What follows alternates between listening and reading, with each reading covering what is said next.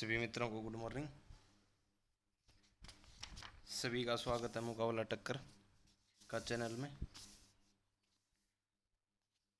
आज हम जो उत्तर प्रदेश पीसीएस का जो एग्ज़ाम के जो पहले के जो प्रश्न है, जो क्वेश्चन है, उनको देखेंगे। तो ये जो आज जो क्वेश्चन है ये 1991 में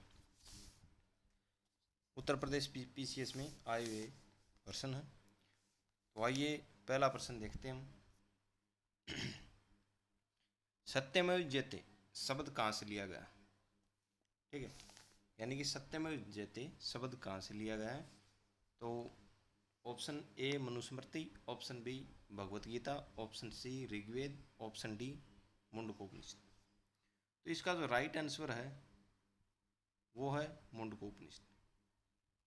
ठीक है, तो सत्यमेव जयते मुंडकोपनिषद से लिया गया है। और ये क्या है? ये राष्ट्रीय वाक्य है। ठीक है, यह उपनिषद का ही एक भाग है। मनुस्मृति सबसे प्राचीन स्मृति है। ठीक है, तो जो मनुस्मृति है सबसे प्राचीन स्मृति है। यह समाज व्यवस्था से संबंधित है। ठीक है, ये आ जाए कि मनुस्मृति किससे संबंधित है? तो समाज व्यवस्था से संबंधित है। फिर अब भगवत गीता। भगवत गीता श्री कृष्ण द्वारा अर्जुन को दिया गया उपदेश। ठीक है, और ऋग्वेद जो है ये विश्व का सबसे प्राचीनतम ग्रंथ है।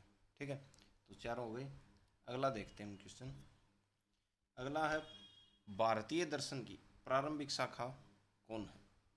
ठीक है, सांख्य, मीमांसा, वैशेषिकी और चरवाक।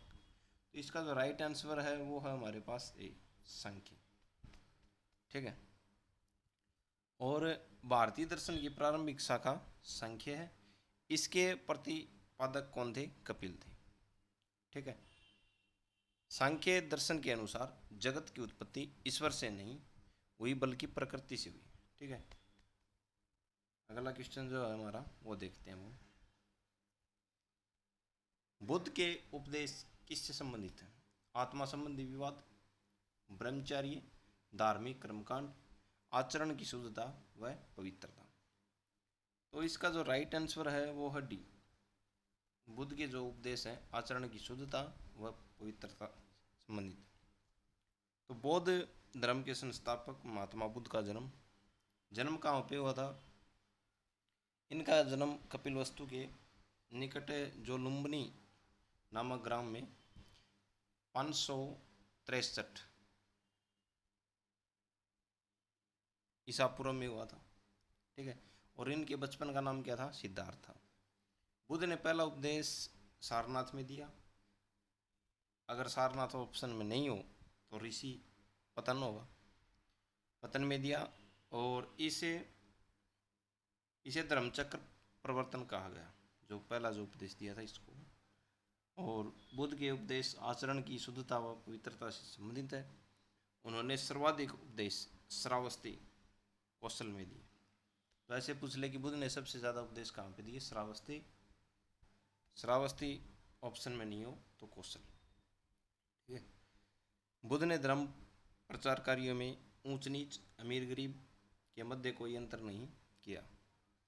ठीक है, और उन्होंने अष्टांग मार्ग का अनुसरण किया। तो इसका राइट आंसर कौन सा होगा? राइट आंसर है इसका डी। अगला जो क्वेश्चन है वो देखते हैं। मालवा, गुजरात, महाराष्ट्र किस शासक ने पहली बार जीता? ठीक है, यानी कि मालवा, गुजरात और महाराष्ट्र किस शासक ने पहली बार जीता? हर्ष ने, स्कंदगुप्त ने, चंद्रगुप्त ने, विक्रमादित्य ने। तो इसका जो राइट आंसर है वो है चंद्रगुप्त ने, चंद्रगुप्त मौर्य ने। ठीक है, मौर्य वंश के संस्थापक चंद्रगुप्त मौर्य ने एक विशाल साम्राज्य की स्थापना की थी। ठीक है, यह साम्राज्य उत्तर पश्चिम में ईरान से लेकर दक्षिण में उत्तरी कर्नाटक एवं पूर्व में मगध से लेकर पश्चिम में सोफारा तथा सौराष्ट्र तक फैली हुई थी। ठीक है, तो जो चंद्रगुप्त का जो साम्राज्य था वो उत्तर पश्चिम में ईरान से लेकर दक्षिण में उत्तरी कर्नाटक और एवं पूर्व में मगध से लेकर पश्चिम में सोफारा तथा सौराष्ट्र तक फैली हुई थी। बहुत विशाल जो साम्राज्य था चंद्रगुप्त मौर्य का, ठीक है।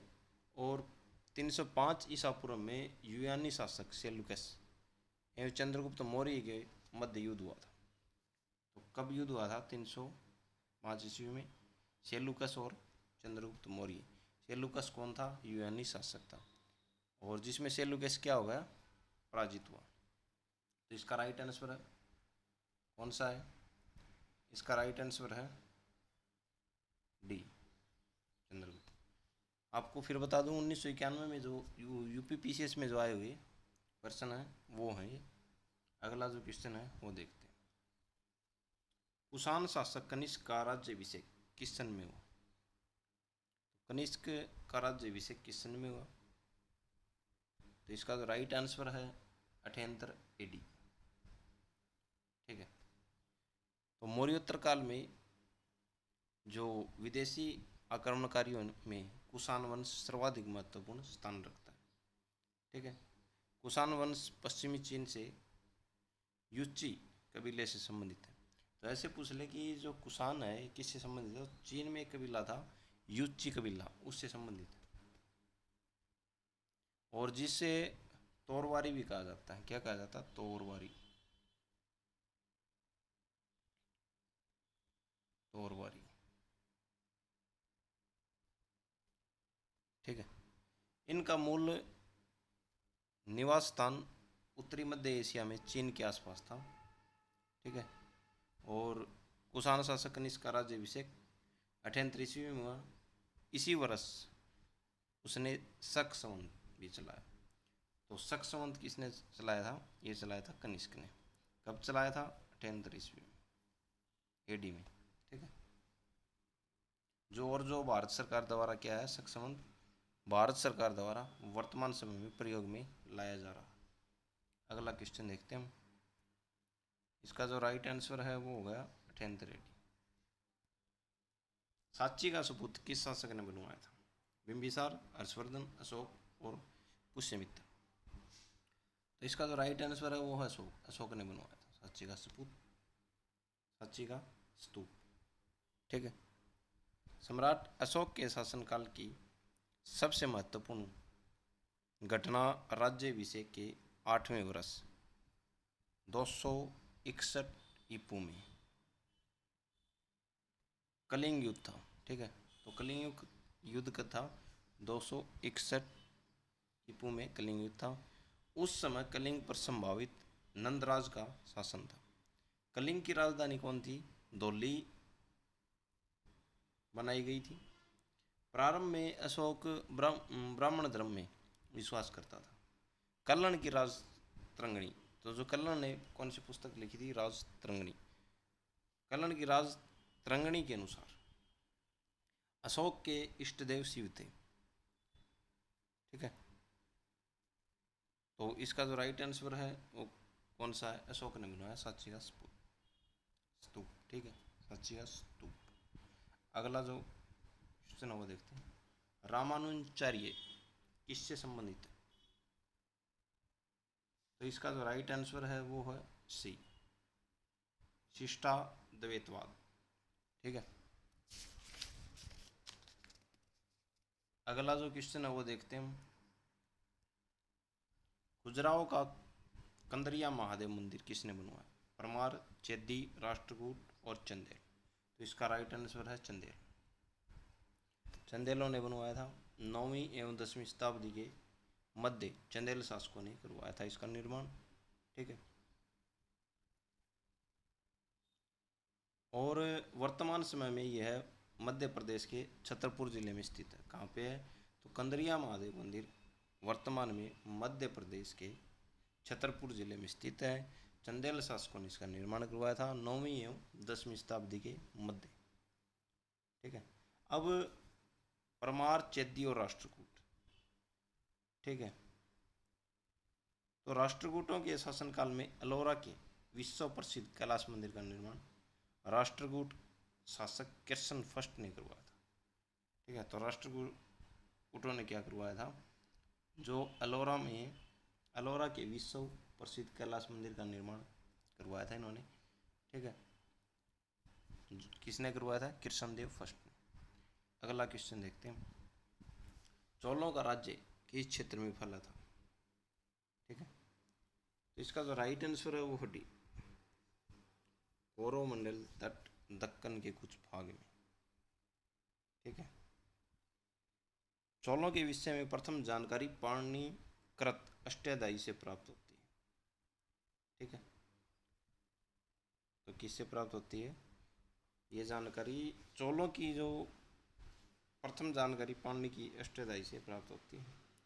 ठीक है, और इनका राज्य जो था वो कहाँ था, कोरोमंडल तट दक्कन के कुछ भाग। अगला क्वेश्चन देखते हैं, मीनाक्षी मंदिर कहाँ स्थित है। तो मीनाक्षी मंदिर सबको जानकारी है, मदुरई में।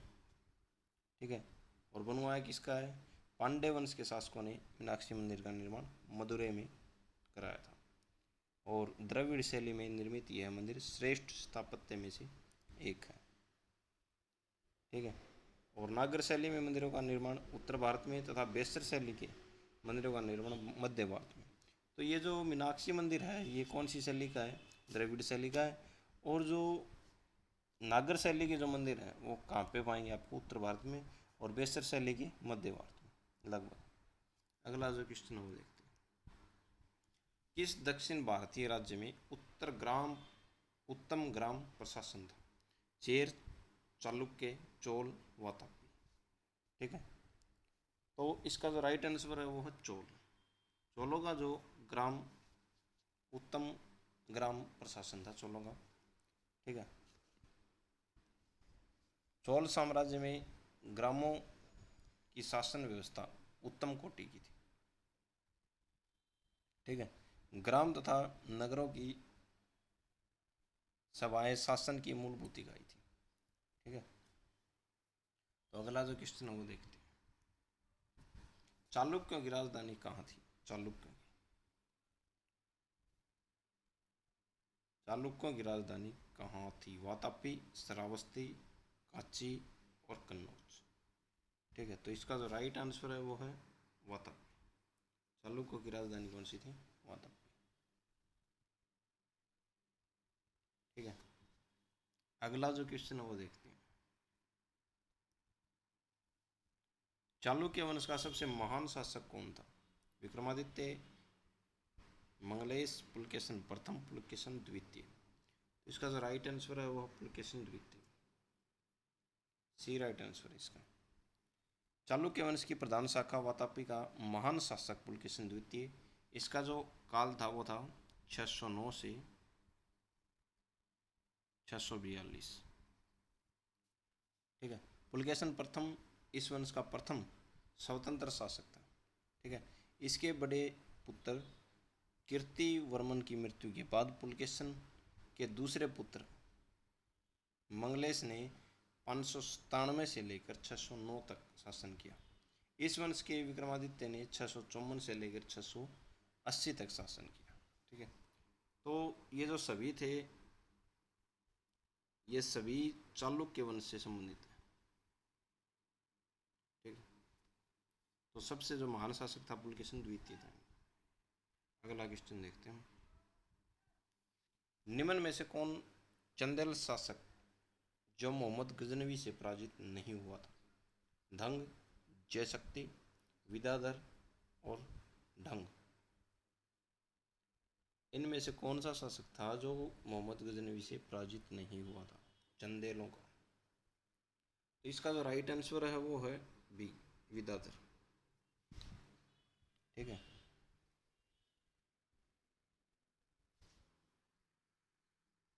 इसका अगला क्वेश्चन देखते हैं,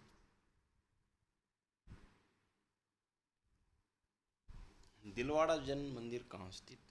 तो दिलवाड़ा प्रसिद्ध मंदिर है, सबको पता है, राजस्थान में स्थित है। ठीक है, दिलवाड़ा जैन मंदिर राजस्थान में अरावली पर्वत में माउंट आबू में स्थित है। और इसका निर्माण भीम प्रथम जो था उसके सामंत विमल शाह ने 1000 31 में करवाया था। पूर्ण रूप से संगमरमर द्वारा इस मंदिर का निर्माण किया गया। ठीक है, यह राजस्थान में सबसे अधिक ऊंचाई पर स्थित मंदिर है। तो सबसे अधिक ऊंचाई पर राजस्थान में स्थित मंदिर कौन सा है? वह दिलवाड़ा मंदिर। किसने निर्माण करवाया था? भीम प्रथम के सामंत विमल शाह ने। ठीक है, और उल्लेखनीय है कि माउंट आबू के निकट गुरु शिखर अरावली की सर्वोच्च चोटी है। ठीक है, अगला क्वेश्चन देखते हैं। इब्न बतूता की भारत यात्रा किस शासक के काल में? जब इब्न बतूता भारत आया, इब्न बतूता कहाँ का था? मोरक्को, अफ्रीका के मूल निवासी। ठीक है, और ये कब आया था? 1333 में। अब 1333 के राउंड देख लो कौन था। तो मोहम्मद बिन तुगलक के काल में भारत की यात्रा की थी। इसका राइट आंसर है ए। ठीक है, भारत की यात्रा की तथा 14 वर्षों तक भारत में रहा। और मोहम्मद बिन तुगलक ने इसे दिल्ली का गाजी नियुक्त किया, जो 8 वर्षों तक इस पद पर रहा। ठीक है, अगला क्वेश्चन देखते हैं। सल्तनत काल के अधिकांश अमीर एवं सुल्तान किस वर्ग के थे? तुर्क, मंगोल, तातार और अरब। तो इसका जो राइट आंसर है वो है ए, तुर्क थी। लगभग जो सुल्तान थे वो क्या थे? तुर्क। तो इसका अगला क्वेश्चन देखते हैं। मोहम्मद बिन कासिम द्वारा सिंध की विजय कब हुई? तो इसका जो राइट आंसर है वो है 712 ईस्वी।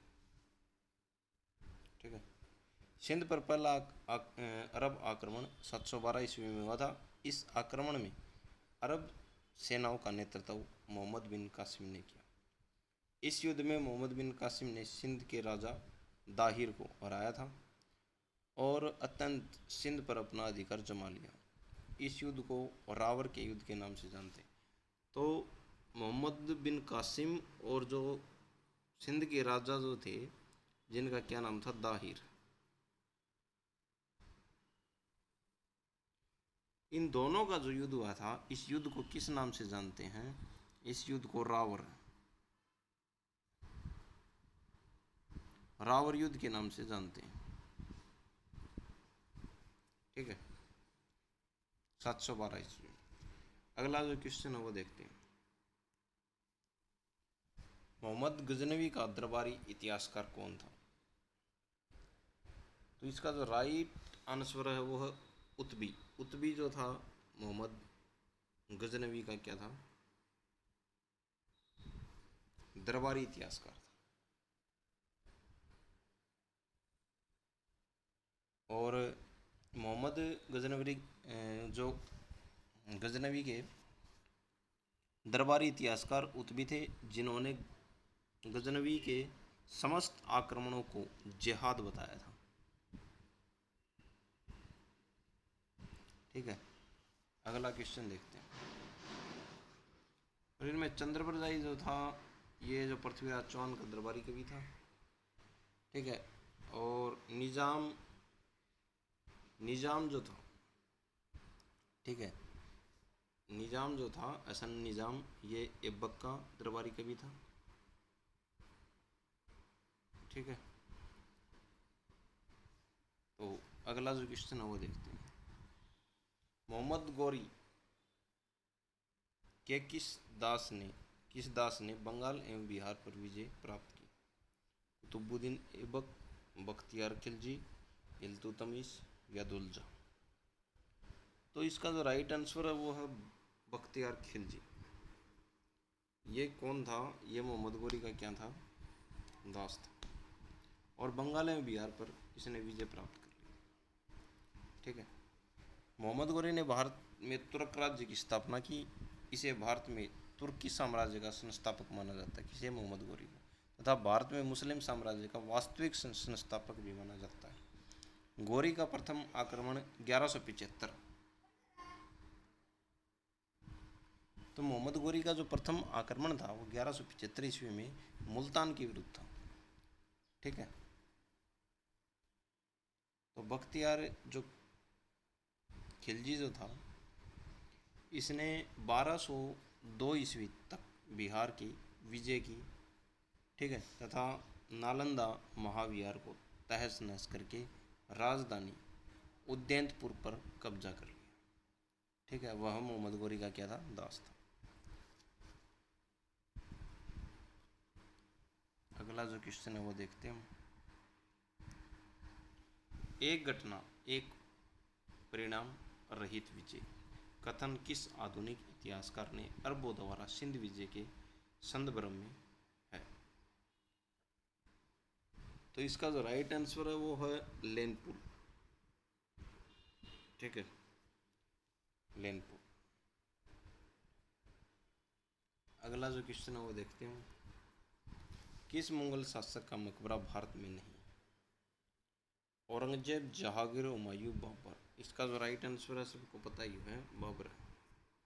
क्योंकि बाबर का मकबरा अफगानिस्तान की राजधानी काबुल में बनाया गया था। ठीक है। और जहांगीर का मकबरा कहाँ पर है? लाहौर में। और जब ये जहांगीर का मकबरा बना गया उस टाइम जो था लाहौर भारत का ही गया था, अंग था। ठीक है। अगला जो क्वेश्चन है वो देखते हैं। सवाई राजा जयसिंह द्वारा प्रथम वेधशाला जंतर मंत्र कहाँ स्थापित की गई? इसका राइट आंसर है, लगभग सभी को पता ही है, क्या है? जयपुर। सवाई जयसिंह का संबंधित है जयपुर से। जयपुर के राजा जयसिंह ने अपने शासनकाल में अनेकों वेधशालाओं का निर्माण कराया। इनमें मुख्य थी जयपुर की वेधशाला, उज्जैन की वेधशाला, मथुरा की वेधशाला, बनारस की वेधशाला।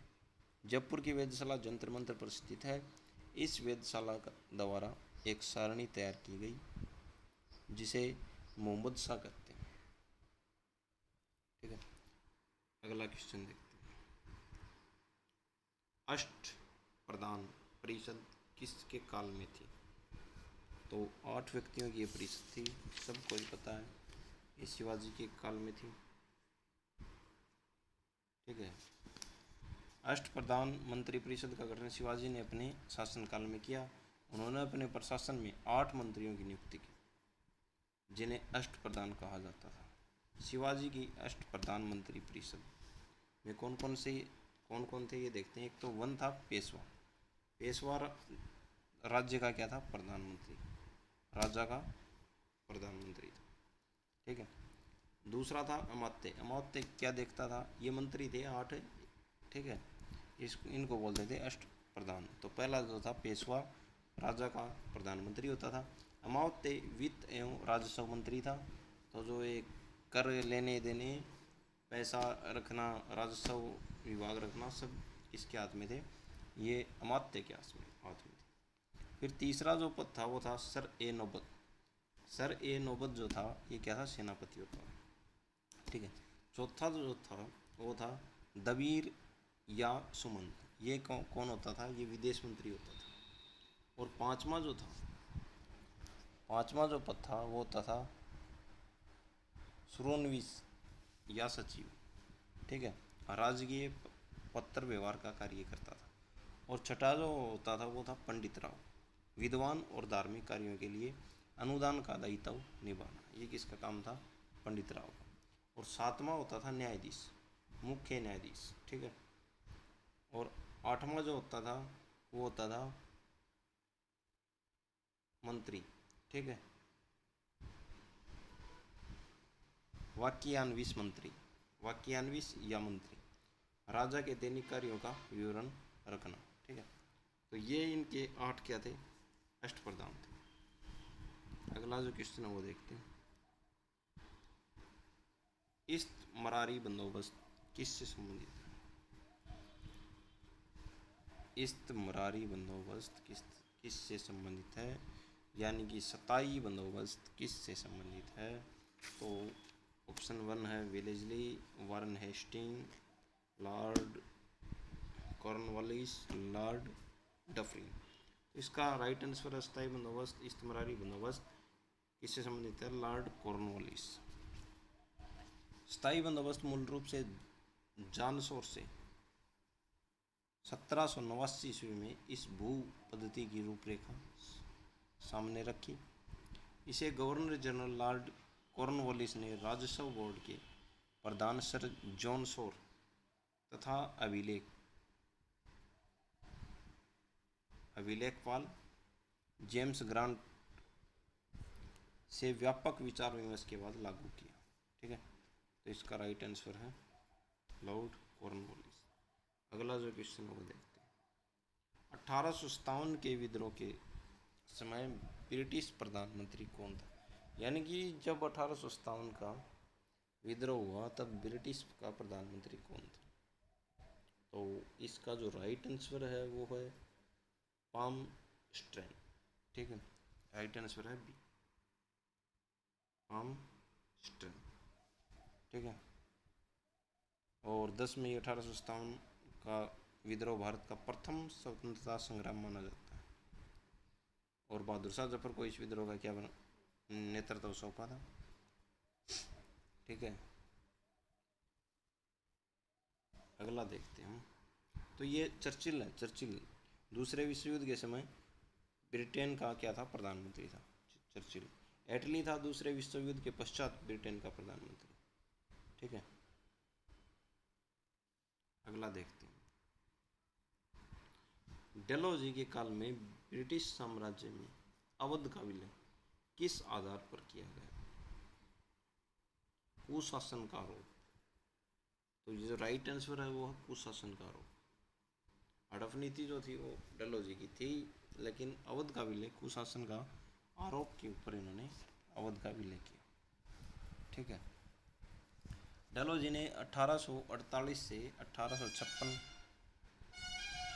ठीक है ने साम्राज्य विस्तार के लिए 3 नीतियों को अपनाया: विजय द्वारा और विलय द्वारा और कुशासन के आरोप पर। ठीक है, तो अगला जो क्वेश्चन है वो देखते हैं। हिंदुस्तान सोशलिस्ट रिपब्लिक एसोसिएशन की स्थापना किसने की थी? इसका राइट आंसर है चंद्रशेखर आजाद। ठीक है, हिंदुस्तान सोशलिस्ट रिपब्लिक एसोसिएशन की स्थापना 1928 ईस्वी में कब की थी? 1928 में दिल्ली में चंद्रशेखर आज़ाद ने की। भगत सिंह ने इंकलाब जिंदाबाद का नारा दिया। सुभाष चंद्र बोस ने दिल्ली चलो जय हिंद का नारा दिया। वीर सावरकर ने अभिनव भारत नामक संगठन बनाया। ठीक है, अगला क्वेश्चन हम देखते हैं। भारत में न्यायिक संगठन की स्थापना किसने की?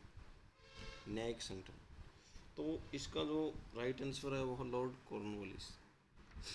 स्थायी बंदोबस्त भी लॉर्ड कॉर्नवालिस, और ये जो न्यायिक संगठन है इसकी स्थापना भी किसने की? Lord Cornwallis. ठीक है, अच्छा देखते हैं इसमें क्या भूमिका रही। लॉर्ड कॉर्नवालिस ने पुलिस स्टेशन थानों की स्थापना कराई। इसके अतिरिक्त उसने ब्रिटिश नागरिक सेवा की स्थापना की। ठीक है, न्यायिक संगठन की स्थापना, स्थायी बंदोबस्त पद्धति लागू की। लॉर्ड मेयो महारानी विक्टोरिया के द्वितीय पुत्र जे एडरिनबर्ग के ड्यूक भी थे। भारत आने पर उसने वित्तीय विकेंद्रीकरण के कई उपाय किए। लॉर्ड मेयो की 1872 ईस्वी में चाकू मारकर हत्या कर दी थी। ठीक है, लॉर्ड कर्जन वायसराय थे। ठीक है, और 1902 में उसके प्रयासों से ही टॉमस रेले की अध्यक्षता में विश्वविद्यालय आयोग की स्थापना हुई। 1901 में सर कॉलिन स्टोक मोनक्रीफ के नेतृत्व में सिंचाई आयोग का गठन किया गया। सिंचाई आयोग का गठन 1901 में। ठीक है, 1872 में लॉर्ड मेयो की चाकू मारकर हत्या की। ठीक है, तो इसका जो राइट आंसर है लॉर्ड कॉर्नवालिस। और कर्जन जो था ये बंगाल विभाजन से संबंधित है। अगला क्वेश्चन देखते हैं।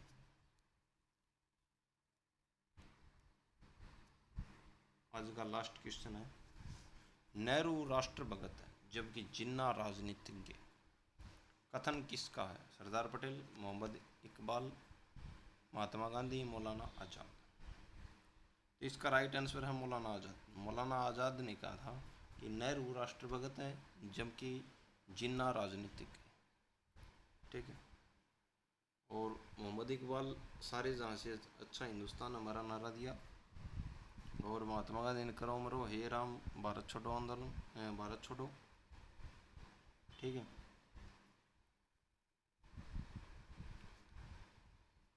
तो आज के लिए इतना ही। आशा है आपको समझ में आया होगा। धन्यवाद।